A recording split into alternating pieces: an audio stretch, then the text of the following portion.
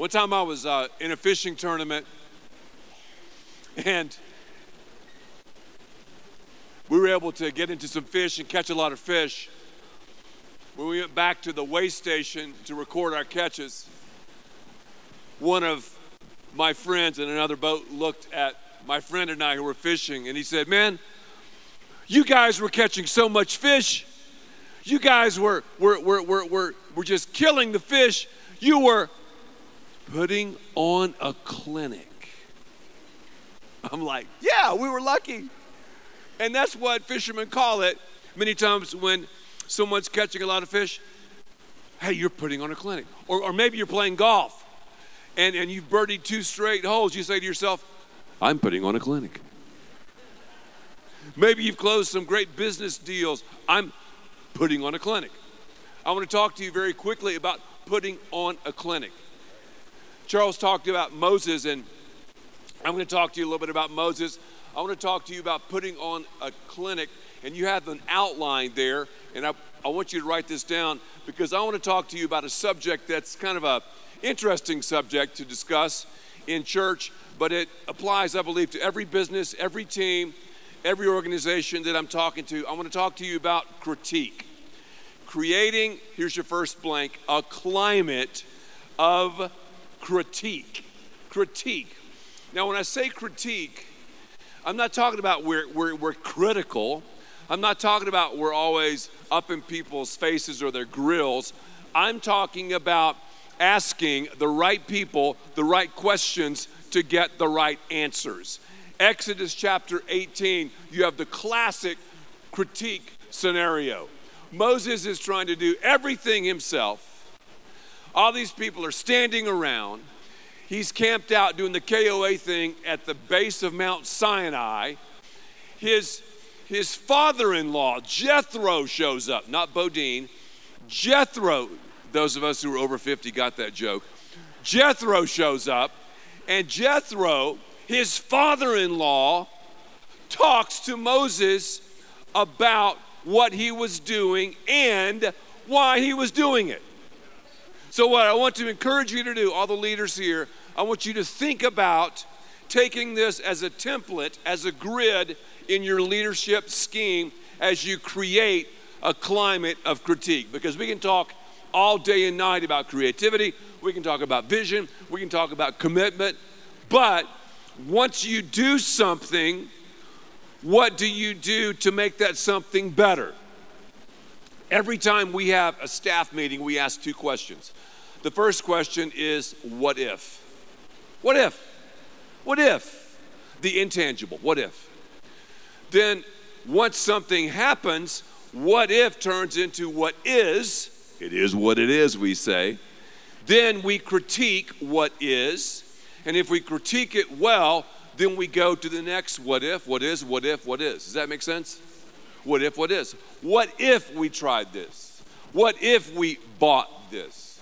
What if we stepped out in this scenario? What if? What if? What if? Then we do some things to make it happen. It turns into what is. And then the fun starts. We critique. Moses was trying to do everything himself. All these people were just standing around. I'm giving you the Cliff Notes. Jethro comes in and lights him up in a great way. Notice the context. You see, you have to have the right context for critique. Jethro didn't just come in and start going, man, Moses, what are you smoking? Moses, you're an idiot. Moses, all these people are standing around and you're not really leading. You're not doing this, you're not doing that. He didn't say that. He just began to ask questions. So in Exodus chapter 18, verse 9, Jethro was delighted to hear about the good things the Lord had done for Israel in rescuing them from the land of the Egyptians. So they had this relationship, this context, because as I said last night, accountability emerges from affinity. One of the most misjudged and misunderstood words and concepts in the Christian life is this thing called accountability. Accountability, let me say it again, emerges from affinity. You have to have a context, a relationship, before you can have real accountability. And sadly, in the church today, you have these accountability assassins. Hey, you need to be accountable to me. me. It's all about power. That's not true accountability. So it emerges out of affinity. But the first thing I want you to notice is this. Observation, that's a blank, without investigation leads to frustration. Observation, just observing, without investigation leads to frustration. Before we walked out, Charles and I were talking, and Charles said something that was so profound. He says many things that are profound, but I mean this one that just stuck with me. He said, Ed, wisdom is everywhere. If people just stop and observe and look and question and think and marinate on stuff, God will teach you and show you some amazing principles and precepts. So I want you to think about observation. It's great to observe. Oh yeah, okay, I'm observing. I'm looking around. I'm zooming in, I'm zooming out. But I've got to have investigation. What do I mean by investigation? Well, Charles talked about it. I'm talking about asking questions a little bit. Exodus chapter 18, verses 13 and 14. The next day, Moses took his seat to serve as judge for the people. And they, who were they, stood around him from morning till evening.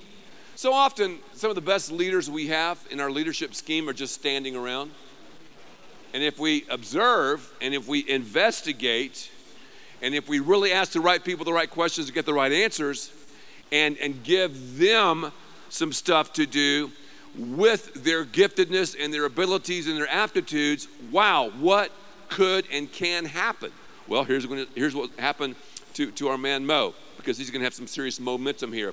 When his father-in-law saw, that's Jethro, all that Moses was doing for the people, he said, here's the first question, what is this you're doing for the people?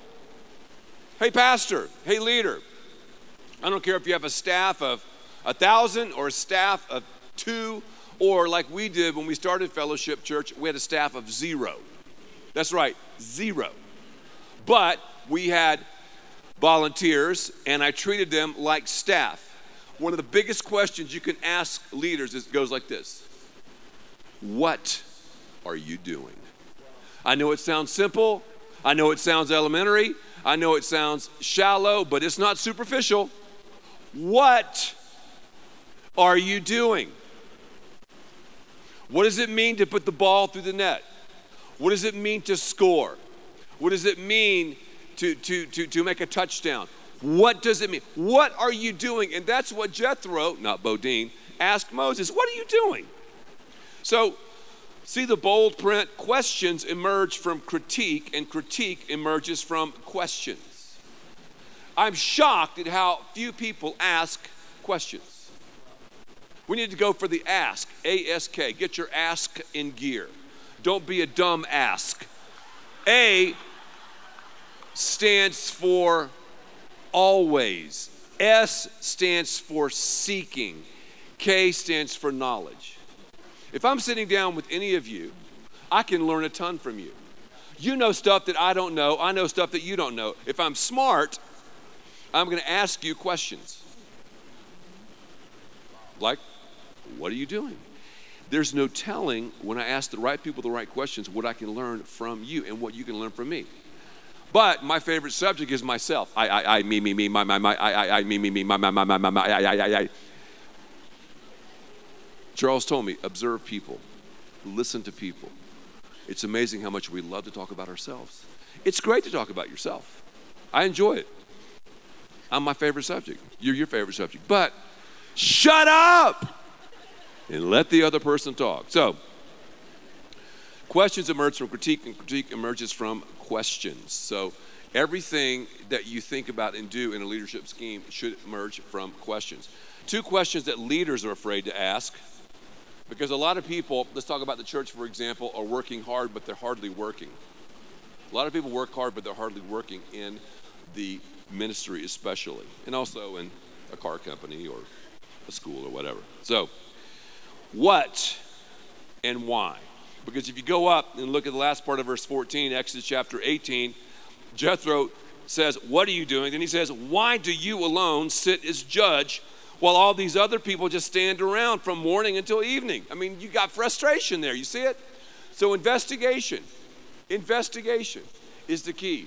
Observation without investigation is really an abomination. It leads to frustration. So the two big questions, what are you doing and why are you doing it? We ask our staff and our volunteers those questions all the time. What are you doing? I mean, as a junior high pastor, what are you doing?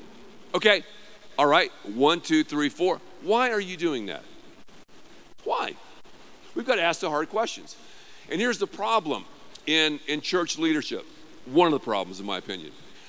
Grace, and someone told me this, and I totally believe this. Grace is a spiritual solution, obviously, but it's not always a leadership solution. Now, I'm not saying don't send me the email like, oh, you're not talking about leading with grace and love and mercy. We have to do that, but I'm saying to you, we also have to make the hard call, and we have to, as Brian Houston so profoundly says, we've got to take the hard yards. We have to take the hard yards, don't we? I love that. Brian taught me another phrase too. I use this all the time. He said, Ed, he's a try-hard. Try-hard. I guess we're all try-hards, really, aren't we? So, I love Brian. What a guy. What? He's awesome. What and why? All right. How do you ask these confrontational questions? I mean, do you yell? No. Do you make fun of the person? Well, you can. No. What do you do? I'm just kidding. You know, a lot of our best ideas come from humor at Fellowship Church. Seriously, laughter. I love laughter. Laughter's from God. We've forgotten how to laugh and laugh at yourself. That's so huge, you know. Many times we take ourselves too seriously and we don't take God seriously enough. So laugh, joke around. Where do your creative ideas come from at Fellowship Church? Well, obviously from God, yes. But I would say humor and then conflict. Sometimes, if we don't have enough conflict, I'll just create it. Because you really begin to think in those terms really well. So, how do you say these hard things? Okay, how do you make these suggestions? How do you go for the ask? I'm talking about a critique session. Every time we do anything at Fellowship Church, we have a critique session. A critique session. We even had a brief critique session after I spoke last night with a couple of our staff members who are with me here, and we critiqued the message, and that's not always easy to do, to hear, but it makes you better. So whatever you do, critique it. It doesn't matter what you're doing, critique it, critique it, critique it, critique it, critique it. And one of the great things as a leader, especially, for example, if you're a pastor, if you have these thoughts and ideas about where you're going and where you want to go, where God is leading you as a pastor, you can talk to people who will give you great feedback. If you ask the right people the right questions, they'll give you the right answer. So you can actually critique your idea, your sermons, your vibe while you're doing it. And you can do it afterwards. But I'm telling you, it's brutal to be in a critique meeting. I don't mean it's brutal like yelling or crying or all that. It's just not, we put ourselves out there and to be critiqued. Well, how do you do it in a good way? I'm glad you're asking those questions. First of all, say something like this. Help me understand. Okay, let's say you're critiquing, for example, a worship service. And maybe you saw something that you thought, a little bit weird, a little bit different. I didn't understand, whatever. You go, help me understand. Don't say, what in the heck were you thinking? Are you a moron? No.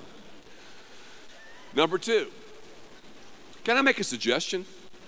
See, I'm not saying you. I played basketball at Florida State University, and most of my career was spent sitting on the bench. But I did have a full scholarship there. But again, I had the best seat in the house. And it's so interesting. I've been to so many basketball games and listened to so many different cheers. Cheers. I have a whole message on cheers. Different cheers and different chants in different arenas and gymnasiums.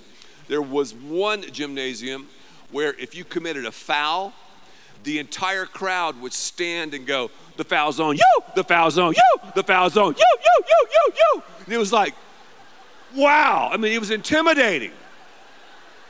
So I'm not saying critiques on you, critiques on you, critiques on you. It can't be like that, okay?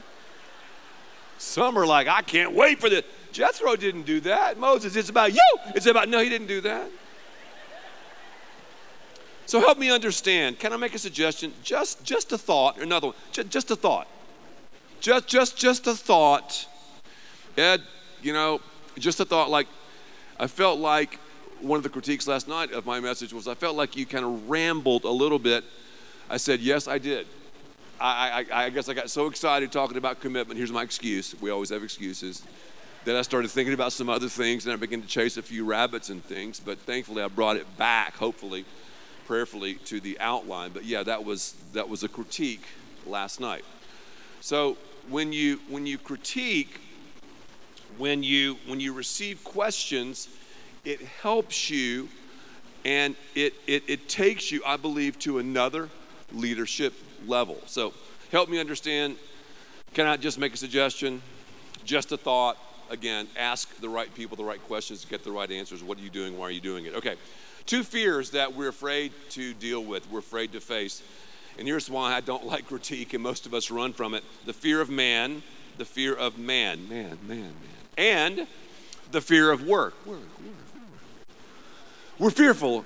Wow. It's like what Charles said about fear, and fear just faces us and puts all the stuff on the table and pick one. Yeah, that's right. Pick this one, pick that one. And we're afraid of critique. We're afraid for a human being, for a Jethro, to come into our lives and say, Ed, what are you doing, my brother? Why are you doing this? And then we're fearful of work. A lot of us, I'm talking to pastors now and church leaders, we're like, if I really open myself up to critique, I'm going to have to really, really work. And I don't dig work. I just want to have the same old. You know what I'm saying to you? Well, at Fellowship in our leadership scheme, we have a saying, if it ain't broke, break it. If it ain't broke, break it. We try to break things and change things before we even need to change them. And change, whenever you change something, you have what I call the spin cycle of success. Change, conflict, growth. Oh my gosh, we're changing. Ah! Conflict. Ah! If you diesel through that, if you crash through the quitting point, on the other side, you'll always have growth. Change, conflict, growth.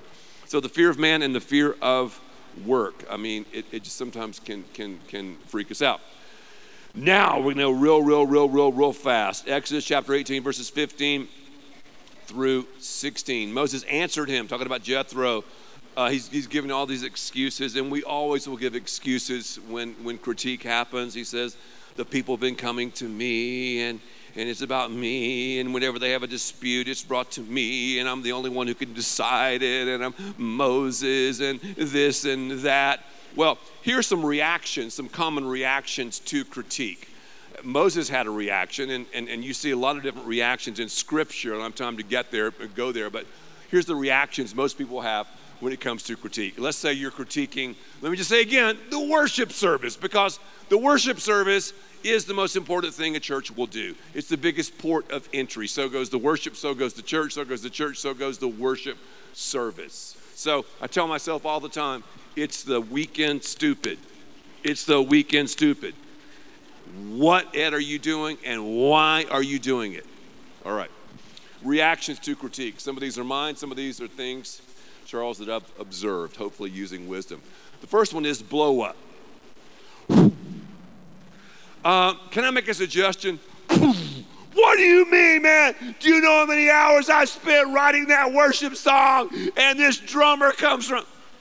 Whoa. All right. Some people blow up. Some throw up. I would just get sick to my stomach if someone challenged me on what I said or what I did.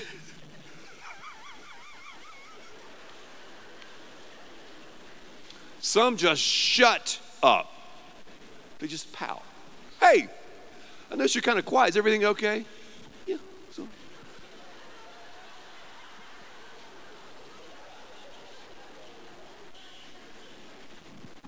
And others, though, oh, somebody help me, step up to a whole nother dimension. See, I used to say whole nother level. Now I've gone to a whole nother dimension. Whole nother dimension, H&D, whole nother dimension. What kind of reaction do you have? Now, Fellowship Church, we always say, hey, excuse me, the feelings field, that's over there.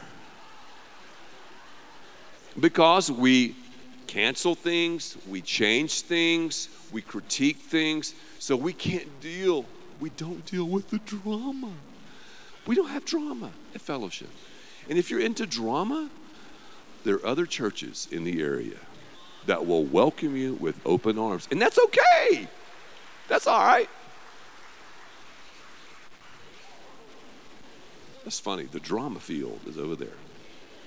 Now, I understand we all feel it. I'm not saying you don't feel it. I feel it when I'm critiqued, but I mean, come on. Some of it is just like, you've got to be kidding. You're going to shut down because we change your solo or we didn't like the way you emceed something, or maybe we talked to a volunteer who helps us in security or someone else who's a greeter or helping us in the parking lot, and you're going to lose your mind over that. You're going to blow up, throw up, shut up. Hey, step up. We're all here together. This is the church. This is a God thing. So those of us who are followers of Christ should strive for excellence as much as anybody. And that's one of the reasons this place here is, I'm telling you, ridiculous, unbelievable. This is not normal. This is phenomenal. Phenomenal what God's doing. Okay, verse 24. Moses listened. Is this incredible? Circle that. Moses listened to his father-in-law. Come on, somebody. And he did everything he said. And basically, God was setting the die for what was going to happen in this new vibe in Canaan. But that's, again, another message. So this change thing, he was helping Moses to do what? To delegate. Delegation. Here's something else. It's free.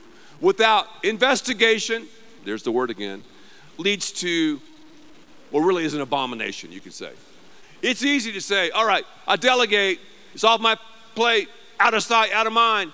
But the tough part, the hard yards, you have to investigate. Ask those questions. And then you ask the questions, and you take the information and you do something about it. And that's the tough part.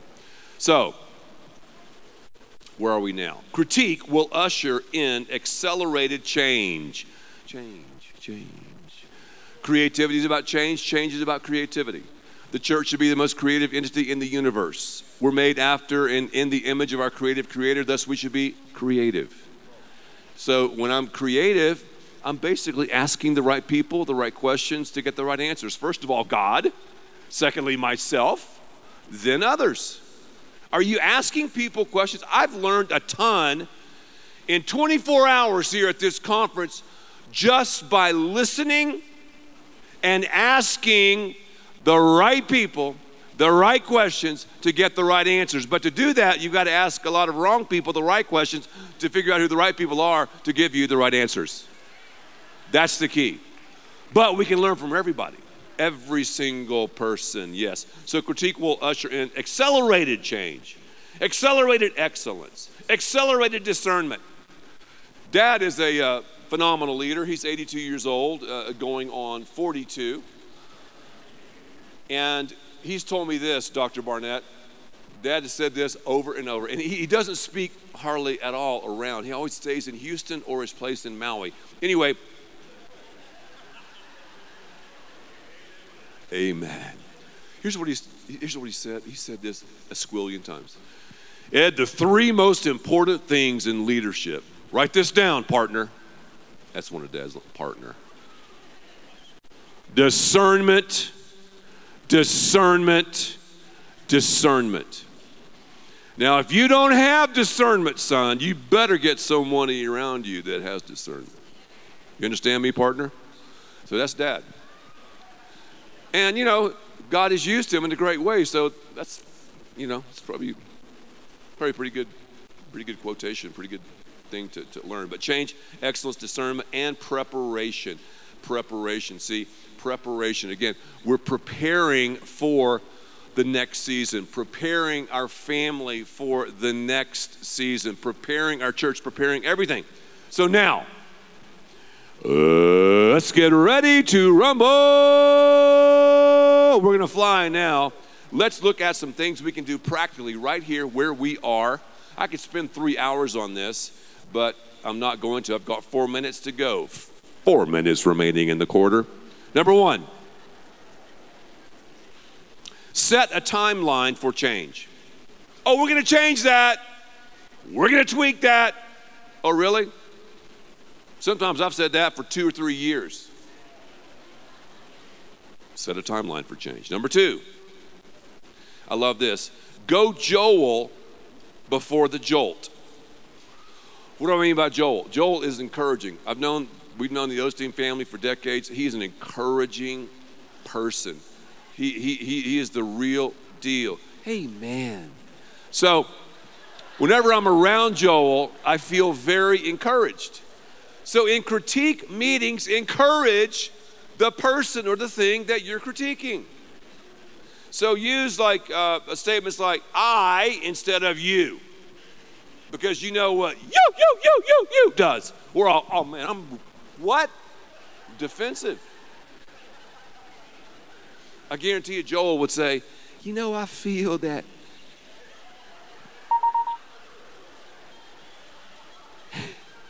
Well, Victoria told me the opening joke was, yeah. Also, number three, keep it real and be honest. Keep it real, be honest.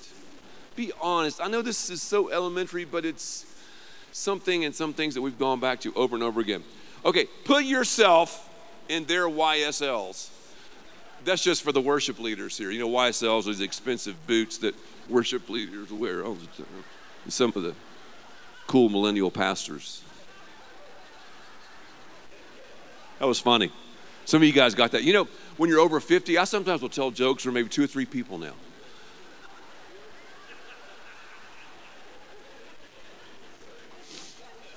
So put yourself, when you're critiquing somebody, put yourself in their shoes. How would I want to receive this? Now, you've got to say it. How would I want to absorb it?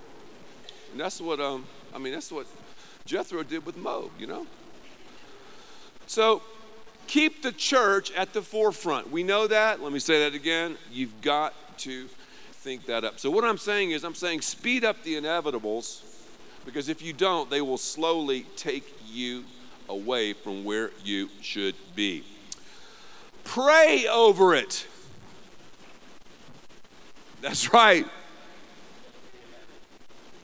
Be careful of the morph. Charles just, exposed this and just broke this down. What's the morph? If I'm not careful, I can get so into critique. Did I develop a critical spirit? Everything, And that's something, leaders, we have to fight. We have to deal with. Because as a leader, we're walking in, oh man, this carpet is awesome, but yeah, there's a little spot there, and look over there, and it can freak you absolutely out. So be careful of the morph. Also, understand people's uniqueness. Everybody is unique. There's some people on our staff and some of our volunteers, they're just cool, man. Certain people are cool. You know what I'm saying to you? That's great. Certain people on this continuum, they're not cool. Maybe they're nerdy. That's cool. Everybody in God's economy is cool. So be who you are.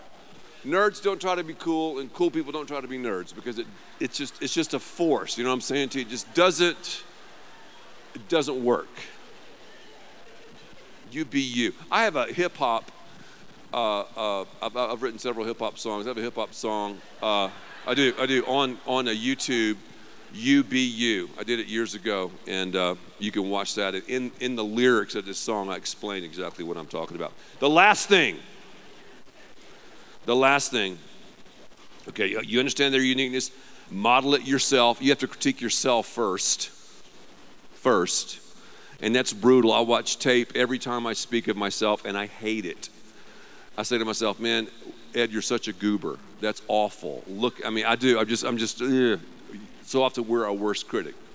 But you need to do that yourself. So if you're not doing it yourself, you can't own it, you know. The last thing, bring it to the right people. In other words, bring critique to the right people. You don't want to have too many people in a critique session.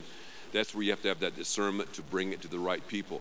Here's the cool thing about the story in Exodus chapter 18. After about, I don't know, a day, Jethro left. Maybe that says that we should only spend maybe 24 hours with our in-laws. And then we need to send them home. I don't know, but total joking. I love her. That's a joke. But Moses changed, man. He did some amazing things.